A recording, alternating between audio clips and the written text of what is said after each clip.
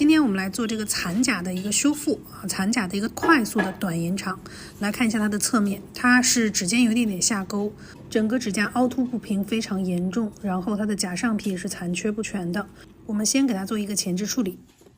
好，我们来看一下这只手我们怎么去做。其实2个打磨头基本上就够了，因为它的甲上皮并不是粘的特别紧，然后甲上皮长得也比较慢，然后它的本甲也是属于那种比较有问题的残甲类型，所以我们在操作的时候，这个皮肤相对来说厚，我们就只用蓝标去操作就好了。那我们用这支打磨头一头多用，直接就可以把它整个开边也好，然后立面也好，全部都打出来，因为它本身甲上皮并不长。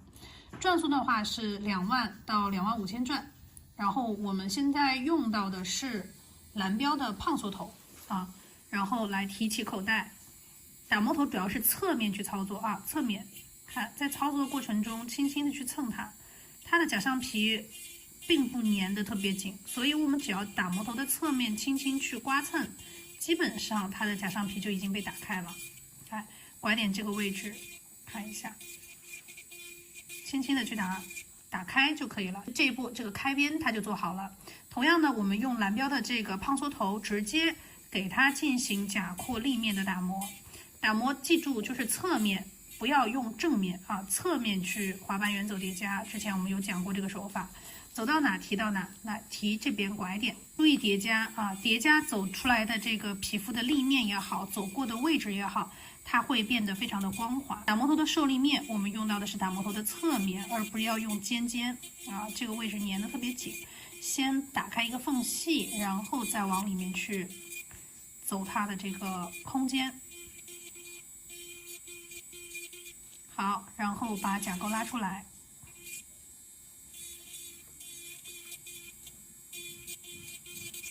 然后我们再反向旋转一下啊，现在换2向。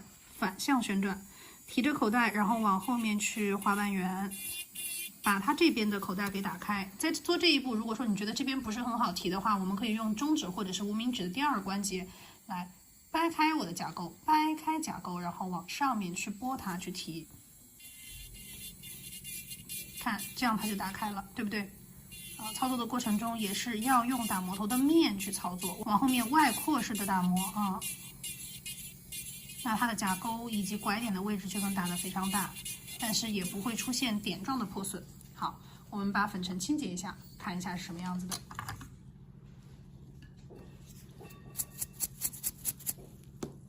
在粉尘去掉了之后，我们来看一下啊，这个位置它还是包得比较紧，那么需要我们干嘛？把甲上皮去掉。你看，像这边右边的甲上皮，因为它没有，所以说它的口袋就能立得更高。而这边的甲上皮相对来说是比较厚的，所以我们要把甲上皮剪掉了之后，再去考虑打磨口袋里面。我们现在只考虑把甲上皮剪掉，这一部分橡皮筋虽然说比较短，但是它厚啊，这个要注意。弯剪我们在选择的过程中，要选择这种左边头是弯的啊，这个是 OK 的。但是右边这2个相对来说它是看起来像弯剪，但是它并不是弯剪，它是一个斜直剪，是指从这个根部到刀头的位置，它是一个斜直线。看这边中间这个也是斜直线。那么这种斜的刀口，我们在剪完之后，其实它的后缘服帖度就非常不好，容易产生就是把皮肤给剪破的风险。那么弯剪它的头部越弯，它贴合甲廓的能力就越强，它就不会容易产生甲廓剪死皮的时候剪出血的风险。好，那我们现在来剪死皮，从这儿开始剪啊，我们去剪它的这个缝隙的线啊，立在甲面上，贴在立面上，然后往前面去走。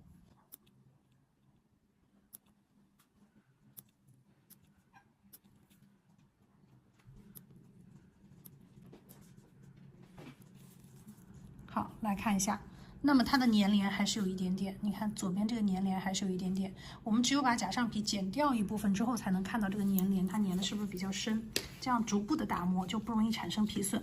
不要一下子走特别深啊，口袋不要求深度，要的是我们的立面高度，那么可以着重的把这个位置给打开。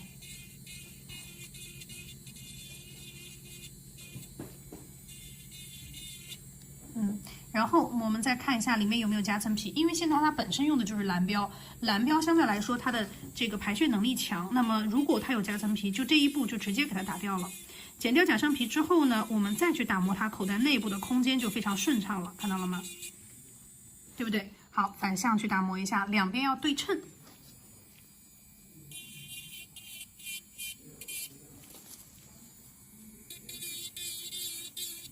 往外扩着打磨，这样就不会磨到甲面上。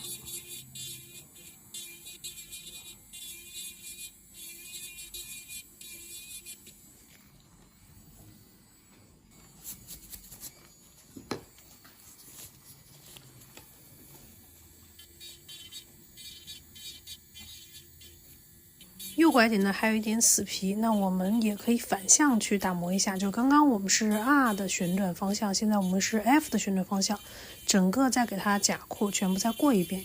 有一些死皮呢，它是单向旋转，就是比方说 R 的旋转方向它掉不了，那么你再换 F 的转向它就会掉了。所以我们在操作的过程中可以通过正反转向让这个死皮打磨得更干净一些。好像这样子的话，我们就可以磨刀口了。在磨刀口之前，我们先检查一下有没有一些像夹层皮够不着的地方，偏长的死皮，我们打磨头没有磨到位的，给它稍微剪掉，贴着立面去剪它。像这个位置也有一点。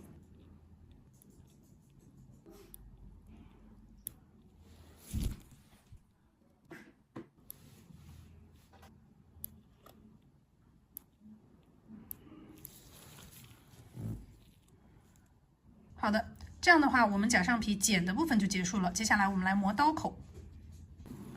好，现在呢，我们用前置处理液把前置处理液涂在虎口位置。就是如果说你是做一双手的话，你可以把它放在这样子的小杯子里面，然后用的时候蘸取，把它蘸到虎口的位置，轻轻的把它抹匀。因为我们用的话只要一点点就好，它是4倍浓缩的啊。来，我们只要一丢丢就可以了，涂在皮肤上，让它均匀的涂布在我们的这个假扩的位置。我们要磨刀口。然后我用到的这个是4毫米的小圆头啊，转速是2万到2万5千转。来，我们轻轻蹭就可以了，让它微潮状态下轻轻蹭。前置处理液涂在皮肤上，然后我们微潮的状态下进行打磨。看，像现在它就起沙了，它是一个比较好的状态，起沙就是一个比较好的状态。看这个边上有很多碎毛边啊，因为大球头正好面积大，我们在过这个边边的同时，也可以过一下第一指关节上的这个碎屑。时刻，因为这个是无油配方，它吸收比较快，我们需要它起沙的时候，就涂一点点微潮状态下去打磨就可以了。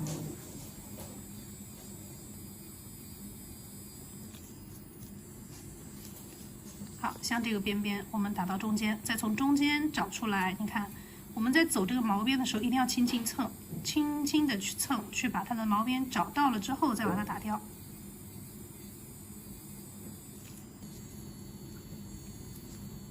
好，微潮的状态下，然后从中间再把它找出来，这个边边，看，只要前面剪得到位，轻轻一蹭，这个边边就出来了。好，我们把这个刀口打掉。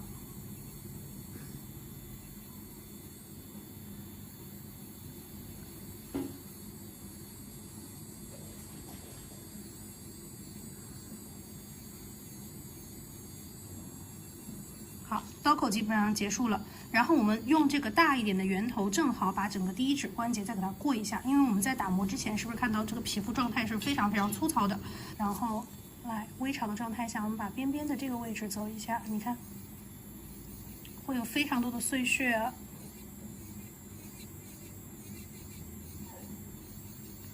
头比较大的话，它过起来就方便一些。我们必须在金刚砂打磨这一步，把这个碎皮都给它去干净了，然后才能用硅胶头去进行抛光。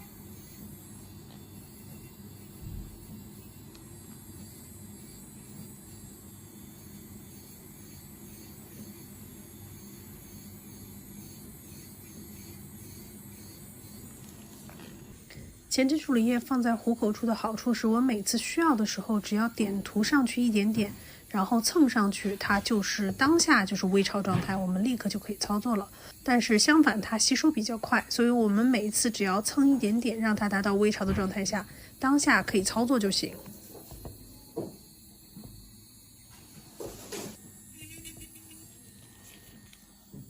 好，这这样基本上就差不多了啊。我们把这边再给它走一走。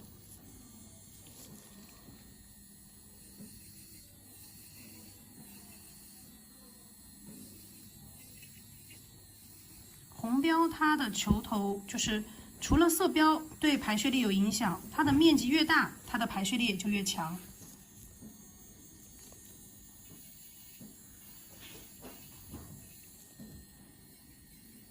好，接下来我们用硅胶头整个抛光一下。硅胶头在用硅胶头之前，我们先用前置处理液把皮肤稍微浸润。口袋里面去抛光的时候，先不开机，用硅胶头把前置处理液均匀的涂布在皮肤上面。那口袋里面，如果太湿的话，你会发现它打滑；太干的话，你会发现它发烫。所以我们这一步先把前置处理液给它均匀一下。转速是12000到15000之间，硅胶头是12000到15000，不需要太高。好，然后我们来看打磨头的尖尖不要戳里面，只是要轻轻蹭一下就可以了。叠加式的抛光啊，看口袋这样子的话就非常干净了。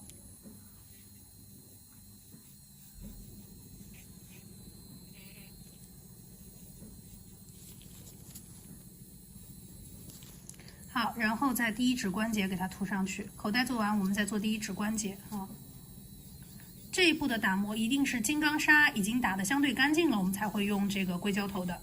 像它这个手一开始在没有做之前是碎毛边特别多，然后碎皮也特别多的情况下，我们一定要用金刚砂给它先打干净之后才会用到硅胶头的啊。硅胶头主要是去那些看不见的碎绒毛边，这样的话不会在1周左右长出那种开花式的死皮。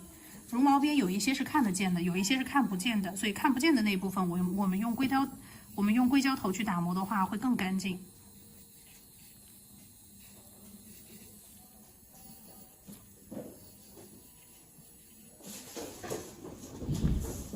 好，我们把它擦干净。好，我们用95度酒精把它擦干净。